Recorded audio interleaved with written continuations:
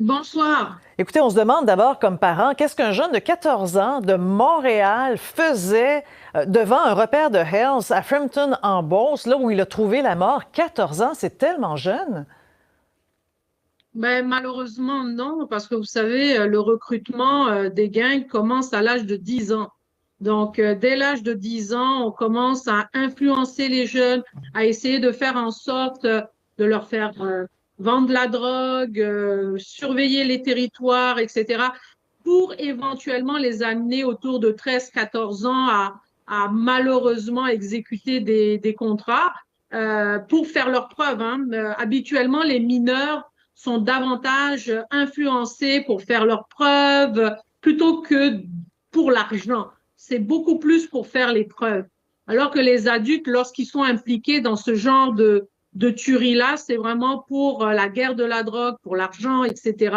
Mais les mineurs sont très manipulés. Et Écoutez, il a dit à sa maman qu'il allait au cinéma. Il n'est pas rentré. Elle signale une fugue. Elle est inquiète, manifestement. Elle veut le retrouver. Pendant ce temps-là, lui, il est avec un autre jeune. Ils ont des AK-47. On parle de cocktail Molotov. ouais. Il a fallu qu'il se déplace. Il a fallu donc un véhicule pour se rendre jusqu'en Beauce. Bref, on se dit, ben, lui, tout seul, à 14 ans, il n'est pas capable d'aller trouver un K-47, là, puis trouver un véhicule et tout ça. Donc, nécessairement, il y a des Ouais. adultes derrière tout ça, là. Tout à fait, tout à fait. En fait, ce qu'il faut comprendre, c'est que les adultes les recrutent, leur fournit tout. Il leur Hmm. fournit les armes, il leur fournit la voiture. Parfois, lorsqu'ils viennent des autres provinces, on leur fournit même le voyagement. Lorsqu'ils arrivent à Montréal, par exemple, il y a quelqu'un qui les réceptionne. Donc, tout est organisé là. Ils ont absolument rien à faire. Parfois, on les informe de ce qu'ils vont faire par une simple communication pagette. Ça peut être un coup de téléphone qui reçoit, un mail qui reçoit. Donc, ils l'apprennent le jour même aussi Ouais. parfois. Mais ces jeunes-là sont dans ce que moi j'appelle des cliques qui sont habituellement constitués majoritairement de mineurs, mais qui sont sous la coupelle de groupes qui sont majoritairement dominés par des adultes. Donc, il y a beaucoup de manipulations qui se font pour amener ces jeunes-là à soi-disant faire Mhm. leurs preuves pour montrer leur allégeance au groupe. Et malheureusement aussi, on les manipule on leur fait comprendre que bon, ben, tu peux faire ça parce que de toute façon, au Québec, puis même la loi sur les jeunes contrevenants est différente que le code criminel en tant que tel, la loi des adultes, Hmm. la loi pour les jeunes contrevenants. Si tu tues quelqu'un, tu vas pas forcément avoir une peine à vie. Donc, C'est ils ça. manipulent C'est vraiment les ça. On jeunes leur dit, toi, tu autour n'auras de pas tout trop de ça. conséquences, finalement. Si jamais tu es attrapé, ben lui, il a quand même, il est mort, là, il faut le dire. Et moi, ce qui Il est mort, là. Ouais, m'étonne ouais. là-dedans, c'est ce que Pascal nous disait. Alors, on voit, là, la ville de Montréal est découpée avec des gangs et tout, mais c'est en train de sortir, ça sort de la frontière de Montréal. Et là, ils vont loin. Bon, on avait la Beauce, mais ils s'en vont dans l'est du Québec, ils s'en vont à Québec. Il y a des liens avec l'Ontario Ouais, aussi. Ici, des liens avec l'Ontario ouais. aussi. Ils sont vraiment utilisés comme des petits soldats, mais comme de la chair à canon, là.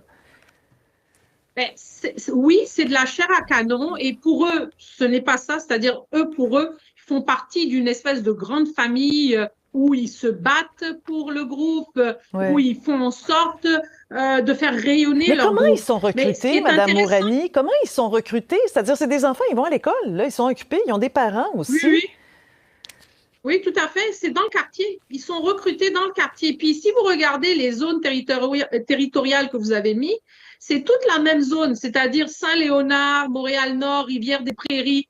Donc, c'est vraiment la partie que nous, on appelle des Bloods. Et c'est pas anodin. C'est vraiment toute cette partie-là qui est liée à BFM de Québec, le groupe de Pic-Turmel, dont le conflit persiste depuis Oui, l'année dernière, l'été dernier. oui. Donc, au fond, on voit qu'il y a une coalition entre des cliques et des gangs qui font partie de la même territorialité, du même allégeance, ce qu'on Mhm. appelle les Blood Nations, là, qui est de la même allégeance contre les Hells. Et à mon avis, ça ne va pas se terminer malheureusement et on risque d'avoir d'autres actes de violence, des répliques, parce que là, il y a un Oui, jeune de oui, 14 ans qui fait partie de leur groupe, de leur famille. Ils vont oui. se venger, Et ils ils vont affrontent des vouloir Hells se Angels. venger. On comprend le gang de rue, mais là, on affronte des adultes armés qui manifestement sont capables de riposter aussi. Je veux dire, c'est Bien très, sûr. très grave tout ça.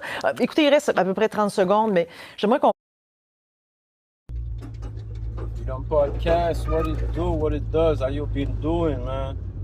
Aujourd'hui, je vais vous parler d'un petit sujet, comme vous avez pu le voir dans les vidéos. Bon, je vais parler de teen violence. Là, ça affecte directement où est-ce que moi je suis personnellement, Montréal, au Québec. J'ai pris des vidéos, des exemples des États-Unis parce que je trouve que les États-Unis, c'est nos grands frères. Donc, qu'est-ce que le grand frère fait? Le petit frère vient à faire aussi souvent. Puis on peut le voir là présentement. Dans l'article que vous avez entendu, c'est deux jeunes ados de 14 ans. De 14 ans qui sont allés en Beauce. Malheureusement, un d'entre eux a perdu la vie. Puis, tu sais, ils disent beaucoup que c'est du recrutement des gangs. Tu sais, c'est relié aux gangs de rue et tout. Puis, tu sais, j'aurais aimé ça parler de ce sujet-là parce que pour de vrai, c'est un fléau, puis c'est quelque chose qui nous affecte un peu tous. En fait, lorsque je dis tous, c'est pas juste la communauté haïtienne, c'est la communauté québécoise qui est affectée, c'est la communauté maghrébienne, libanaise, marocaine, africaine et même asiatique. Puis, tu sais, on va dire que ce problème-là découle des quartiers, souvent, mais il y a quelque chose qu'on ne parle pas non plus. Oui, ça découle de certains quartiers, mais c'est pas tous les quartiers de l'île de Montréal qui sont défavorisés. C'est pas tous les quartiers de l'île de Montréal qui sont des quartiers à risque. Et beaucoup de ces jeunes-là viennent de ces quartiers-là qui ne sont pas à risque, qui ne sont pas défavorisés. Souvent, l'entourage va avoir un incitatif là-dedans. Fait que tu vas avoir un plus vieux qui va être dans certaines activités, ou bien tu vas avoir les frères qui sont dans certaines activités. Mais qu'est-ce qui va vraiment pousser un jeune de, on va dire, 10 à 18 ans à vouloir prendre les armes et aller de l'avant? C'est entrer dans un gang, faire partie, arborer des couleurs, arborer un quartier, représenter un quartier, aller en guerre contre un autre quartier, malgré que eux, personnellement, n'ont pas vraiment affecté ou n'ont pas vraiment eu d'impact direct face à cette guerre-là de gang-là. Il faut se demander le pourquoi. Moi, j'ai ma petite hypothèse, c'est, vous savez, mon cheval de combat, souvent sur le channel, j'en parle, c'est des choses qui nous influencent beaucoup. Puis moi, je trouve que qu'est-ce qui influence beaucoup ces jeunes dans ces communautés-là? Qu'est-ce qui les relie tous ensemble? C'est la musique. J'arrive. La musique, c'est facile. La musique, c'est quelque chose qui est rassembleur. C'est quelque chose qui est... Tu comprends? Ça fait mouvoir les gens. Ça les fait bouger. Ça te sort de ta tête. Il fut un temps où est-ce que la musique était juste à la radio. Donc, tu entendais la musique à la radio jusqu'à ce que l'évolution de la musique vienne, à ce que comme les gars sortent des CD, tu comprends, ça va au-delà de la radio. Maintenant, on a accès à la musique dans nos téléphones. Et aussi, ce qui se passe, c'est que beaucoup avant, les gens qui devaient faire la musique devaient être chapeautés par des grosses industries, par des compagnies. Maintenant, tout le monde peut faire cette musique. Le message qui est véhiculé dans la musique peut être véhiculé de n'importe quelle manière parce qu'il n'y a plus de grosses institutions pour dire oui, ça passe, ça passe pas, ça passe pas, oh, ce verse-là. Il n'y a plus d'exécutif ou des choses comme ça. Maintenant, tu peux être indépendant de ton garde-robe. Tu as un bon beat, tu as un bon flow, boum, tu sors ton truc. Tu vas viral, tu peux être famous comme ça. Donc, il y a beaucoup de messagers de cette musique. Puis moi, le genre de musique que je vais parler particulièrement qui affecte nos jeunes, je vais dire, c'est la drill music, le hip-hop et le rap. Ce que j'écoute, je consomme, mais d'une manière plutôt saine, tu comprends? Je vais aller écouter dans le gym, je vais pas laisser le contenu de la musique m'affecter d'une manière pour que ça rentre dans ma tête, pour que j'aie envie de faire comme ces gars. Ce qui se passe, étant plus jeune, moi je me souviens, je voyais les covers de Method Man, de Wu-Tang, dans les vidéos, je voyais tout le temps Method Man avec un blanc dans sa bouche. Déjà plus jeune dans ma tête, j'étais comme, oh ouais, je sais pas c'est quoi, mais j'aurais aimé ça être cool comme lui. quand j'ai eu accès à un blunt étant plus vieux, j'ai tout de suite, ah ouais, c'est un blunt comme Method Man, je vais essayer. Donc, j'imagine que ces jeunes-là qui regardent des vidéos, les gars de Chief Keef, qui regardent des gars de Chirac, qui regardent des Américains arborer des couleurs, promouvoir un gun culture qu'il n'y a pas au Canada, que nous, on n'a pas gun culture comme ça au Canada parce qu'on n'a pas d'endroit où comme les armes sont légales comme ça. Il faut que tu aies un permis, tout est très restreint au Canada. Mais aux États-Unis, certains États, où est-ce que les gars ont le bear to carry, ben les gars, ils peuvent avoir des armes à feu. Puis c'est des jeunes, là. Les gars sont jeunes, puis ils ont des armes à feu sur eux. Ils vont faire des vidéos, ils vont brandir les armes à feu. Ils vont mettre de l'argent, des femmes. Comme on disait dans le temps, une image vaut 1000 mots. Mais tu imagines si tu mets une image derrière une vidéo, plus des mots derrière cette image. Ça renforce une base que ces jeunes-là ne comprennent pas, que c'est pas la réalité. Eux, ils voient des gars faire ça, ils se disent, ah, ouais, ça c'est la réalité parce qu'eux, ils le font. Et nos jeunes ici, ils voient, ils mangent, ils ingèrent cette culture américaine, ils l'émulent, ils refont, ils copient. Puis, ce qui fait que, bon, ils ne voient pas de limite à ce que ça fait du sens ou pas de se promener avec des armes à feu ou quoi que ce soit, d'avoir l'air de se mettre dans danger par rapport à des contrats qu'ils vont prendre. Tu sais, je vais prendre la situation des deux jeunes, c'est plate, vraiment plate, c'est même déplorable. Mais, on va se dire la vraie chose. Regardez dernièrement, il y a peut-être 1 an et demi ou 2 ans, ils ont tué Young Dolph. Young Dolph s'est fait tuer. C'était comment qu'il s'est fait tuer? Il s'est fait tuer devant un restaurant, devant un magasin où est-ce qu'ils vendaient des biscuits. Mais ça a été un contrat. Ça, c'est un contrat que des plus vieux ont donné à des plus jeunes dans le quartier pour aller faire Young Dolph. Et à partir de là, ces gars-là, aujourd'hui, c'était le trial de ces gars-là. On entend dans le trial que ils avaient eu un contrat de 40 000 $, mais il s'est fait payer 800 $. Et là, il est en cours, là. Ils sont en trial présentement, là. Tout ça pour dire que nous, nos jeunes, ils entendent des choses, ils entendent dans la musique, ils entendent des messages qu'ils comprennent pas, puis qu'ils vont émuler. Puis on a aussi des artistes aussi ici qui répètent ces affaires-là. Fait que là, quand tu es dans le quartier où est-ce que comme il peut avoir des gars qui ressemblent un peu à la musique que tu écoutes, et comme les plus vieux qui font de la musique, eux autres, bien, qui sont dans le quartier, juste qui sont dans le quartier, puis qui font leurs affaires, eux, ils sont intégrés dans leur criminalité depuis longtemps. Mais eux, ils ont besoin de plus jeunes, ils ont besoin de relève. Et cette relève-là, elle est facilement appâtée par de l'argent. Tu sais, si tu dis à un jeune, là, et regarde, je vais te donner 10 000 $ pour aller faire un hit, admettons, je ne sais pas combien ils ont été payés, eux autres, là, pour aller faire leurs affaires. Mais lui, il va sauter sur ce 10 000 $ là parce qu'il ne sait pas c'est quoi 10 000 $. Il n'a jamais vu 10 000 $. Il entend le chiffre, c'est merveilleux, 10 000 $ à l'oreille. Mais il ne sait pas que c'est rien, 10 000 $. Tu travailles chez Tim Hortons, là, tu économises, tes parents ne te font pas payer une allocation, tu économises sans trop acheter de paire de Jordan, tu vas avoir 10 000 $ dans ton compte. Mais ces jeunes-là, ils ne comprennent pas ça.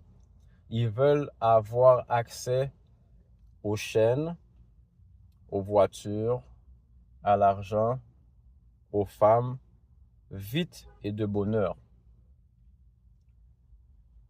C'est un fléau. Ça nous affecte, ça a un impact direct dans tous les quartiers. Quand tu entends des jeunes, de plus en plus jeunes, comme 14 ans, aller en mission avec des AK-47, des cocktails Molotov, et puis aller en guerre, pas contre un autre quartier, pas pour dire que c'est mieux, mais contre une institution qui est établie depuis une centaine d'années, ou bien peut-être je sais pas, je vais faire ma recherche, je ne vais pas dire n'importe quoi sur les Hells, mais c'est une institution qui est installée depuis un bon nombre de temps. On sait que c'est du sérieux lorsqu'on entend Hells Angels. On sait que c'est une institution qui est globale, qui est mondiale. Donc, à 14 ans, ne serait-ce de savoir que on va dans un repère des Hells, tu sais que tu vas pas jouer avec des enfants de cœur. C'est encore pour dire que nos jeunes, ils sont tellement influencés par ce qu'ils voient, ça a tellement été normalisé dans la musique, dans qu'est-ce qu'ils ingèrent, que d'aller en mission comme ça ne les font plus peur. Peut-être que c'est triste parce qu'on dirait que beaucoup de nos jeunes pensent qu'ils sont dans Call of Duty puis qu'ils vont respawn puis qu'ils vont avoir une deuxième chance à la vie. Mais il n'y a pas de deuxième chance à la vie. Tu as une vie à vivre, tu fais les bonnes décisions le plus tôt possible pour que tu aboutisses vers un endroit qui va être le meilleur par rapport à tes décisions. Et je ne crois pas qu'il y a aucun des parents qui a été affecté par ce genre de violence-là, qui a inculqué des mauvaises valeurs à leurs enfants, qui a inculqué des valeurs nocives dans le sens de l'argent en premier ou bien l'argent facile en premier. Je crois pas.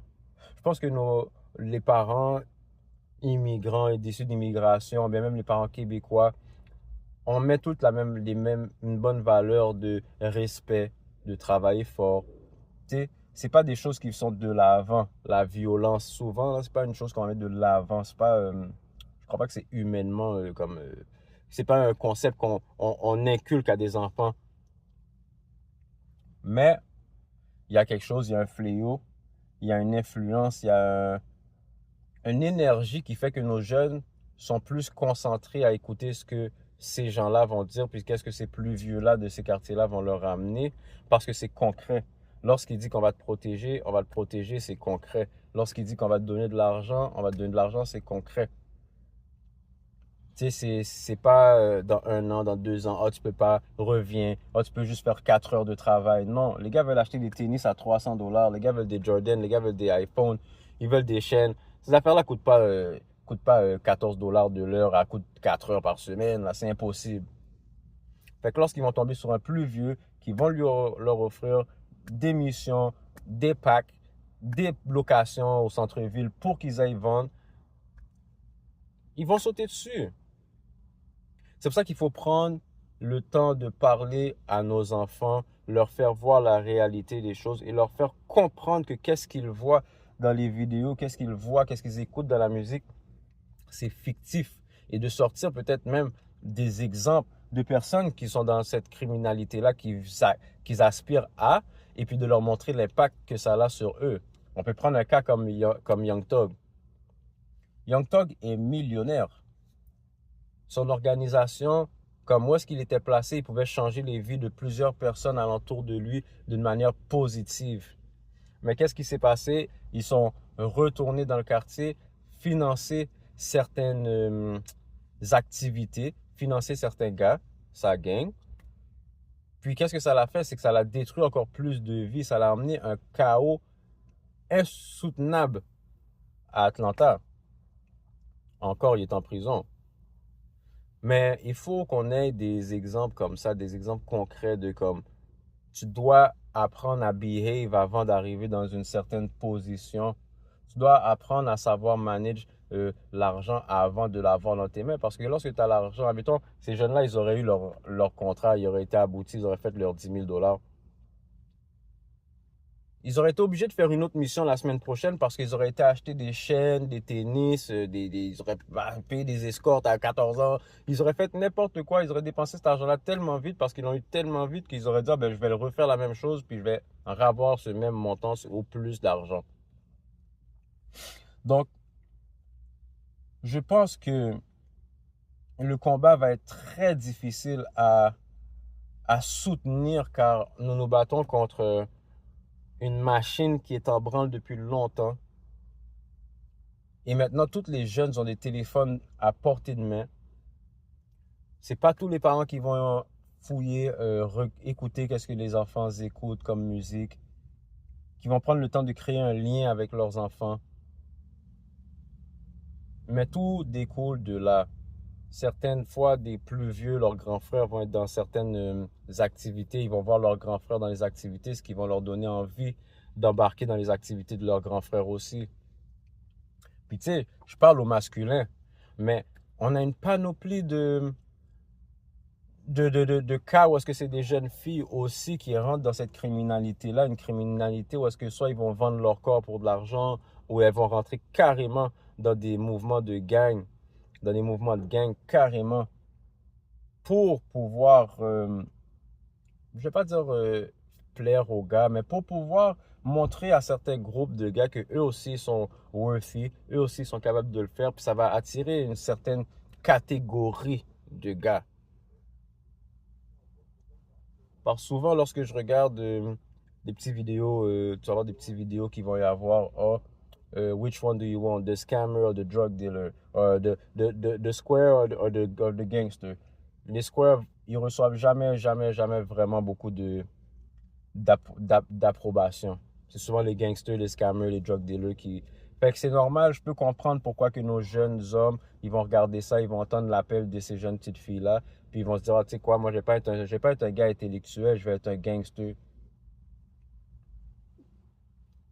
Mais, sur ça, il faut qu'on parle avec nos jeunes, il faut qu'on les encadre, il faut qu'on les donne du temps, il faut qu'on leur donne des opportunités de faire de l'argent légalement, d'une manière qui va leur donner de la valeur à eux autres. Ils vont se valoriser et ils vont vouloir emmener un plus à la société. Si c'est pas ça, on va en avoir encore d'autres tueries et d'autres pertes comme ça, qui est très plate. Paix à leurs âmes, à l'âme du jeune de 14 ans qui est décédé, ses parents, sa famille. J'espère que ce message peut les atteindre un jour, ou bien ne serait-ce que de toucher d'autres jeunes, car il faut que ça arrête, il faut que ça change, c'est un fléau, et si ça persiste comme ça, si ça continue comme ça, c'est triste, mais l'image et le pouls de la ville va changer. Lorsque tu vas te déplacer, tu ne vas pas te sentir en sécurité, tu vas tout le temps avoir un réflexe de regarder derrière toi, car on va se demander qui va tirer, qui est strap, qui va faire, qu'est-ce qui va se passer. Donc, Montréal, c'est une ville qui est super intéressante. Montréal et les alentours, c'est une ville qui est belle, c'est une ville à profiter d'eux, mais il faut inculquer une certaine manière de voir les choses, il faut inculquer une certaine manière de penser, de voir la vérité, de voir la vraie vie à nos petits jeunes. Puis c'est la seule manière qu'on peut le faire, c'est en leur parlant puis en leur donnant des opportunités. So, sur ce, guys, listen up. Allez faire vos recherches, allez regarder aussi les articles sur ces événements-là. Vous allez voir que je mens pas. Mais, guys, portez attention à ce qui se passe. Ça bouge alentour de nous et ça va changer vite. Beaucoup de choses changent. Le visage de la criminalité change. En espérant que ça va reprendre pour le mieux. All right? Peace. Indicted today. A member of the Blood Street Gang was indicted today for shooting a man inside a Long Island IHOP. The shooting captured on this surveillance video. Suffolk County prosecutors say back on March 4th, 19-year-old DeAndre Green opened fire on two men as they walked up to his table at the IHOP in Lake Ronkonkoma. Bullets sent customers running for cover. Green is facing several charges, including attempted murder. His attorney says Green was attacked the night before by one of those men who walked into the restaurant carrying a gun in his waistband. Gunfire erupts in one Oakland neighborhood, forcing residents to take cover in their homes tonight. Frustration and fear. It's so weird about it. Sometime I'm at work and my wife just called me out. We just heard they shooting back outside. Heightened concerns as residents in West Oakland say gun violence in their community is escalating. Hello again, I'm Greg Lee. And I'm Christina Rendon. The shooting is just one of multiple incidents that have been reported in that area since the beginning of the month. KTV's Amber Lee joining us live tonight in Oakland after talking to residents. Amber. Christina, neighbors tell me they're frustrated and upset. They say the violence has been escalating in recent weeks. One frightening shooting was captured on video. This is video showing one of three shootings in a West Oakland neighborhood since July 4th. Neighbors tell me this incident took place Wednesday, shortly before The only TV crew along for what police call the takedown of some of the most violent gang members they've ever seen. All right, Lisa Evers joins us now with her exclusive look with the NYPD. Lisa. Well, Stephen, Natasha, we had that firsthand look at how the NYPD is bringing alleged gang members who terrorize their own community to justice. And now the Bronx DA says they've been charged in a 176-count felony indictment. Nay Benz, police say you're a trigger puller. Police say you're a trigger puller. Is that true? What? Police say you're a trigger puller. Is that? No, I love you. I love you. We're here at a secret undercover location in the Bronx where NYPD detectives are getting ready to launch a manhunt for nearly 24 gang members, called GVSD for short, are joined by detectives from Bronx precincts and warrant squads for this important mission. Their mission? Stopping the reign of terror caused by teens, young men, and a few women who engage in running gun battles with their opposition or ops at all hours of the day and night, no matter who's in the way, right in their own community. These cases are the single most impactful. If you come around Other. Investigators say the hatred is fueled by inflammatory disses about murdered ops and drill raps posted on social media. That's aspiring drill rapper Nay Benz, who police say is one of the gang leaders. The average age of the case subjects is 20. Teen girls are trigger pullers too, like the shooter in this video, says Deputy Inspector Craig Edelman. They're shooting at each other with a yellow school bus filled with kids in between. A lot of the subjects are on the highway now as by an apartment where they have a search warrant. We've seen Suspect who's 8 months pregnant is in recent history, we've seen that impact takedowns or takedowns of this magnitude have a profound impact on the community. What's going on here? I love you, babe. A female suspect who's 8 months pregnant is brought out in handcuffs from an apartment. What's going on? Why did they pick you up? We are here executing a search warrant. 176 count conspiracy indictment. We're going to stay at this no matter what, no matter how long it takes. We are laser focused on making sure that we keep the public safe. They are absolutely firing bullets.